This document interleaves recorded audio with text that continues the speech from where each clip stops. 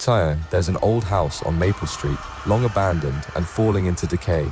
But inside that house, in a dusty old bedroom, stands a mirror. A mirror so ancient, it seems to have absorbed the very essence of time itself. Asterisk. For years, the locals whispered about this mirror. They said it was cursed, that if you stared into it for too long, something unnatural would stare back.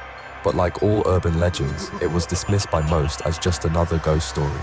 That is, until the night Sarah decided to put the rumors to the test. Asterisk. Sarah was brave, perhaps too brave. Her friends warned her, begged her not to go, but she laughed it off, claiming she didn't believe in ghosts or curses. She said it was all nonsense, just a silly story to scare children. So one night, armed with nothing but her phone's flashlight, she ventured into the old house alone. Asterisk.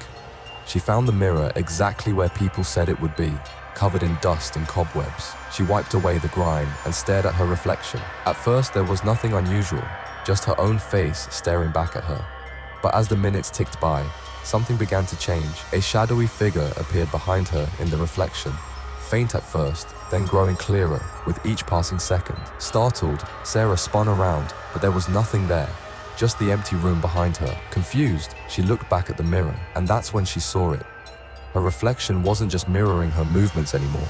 It was grinning, a twisted, evil grin that didn't belong to her. Panic set in as the shadow in the mirror grew darker, more defined. It started to move, reaching out from the glass as if trying to pull her in. Sarah's heart raced as she tried to back away, but her feet felt rooted to the spot. She was paralyzed with fear, unable to escape the mirror's grip. She screamed, but no sound escaped her lips. The shadowy figure's hand emerged from the glass, cold and ethereal, and wrapped around her wrist. Slowly, it began to pull her towards the mirror. She struggled, but it was no use. The last thing she saw before she was completely engulfed was her own terrified face, distorted by the cursed glass.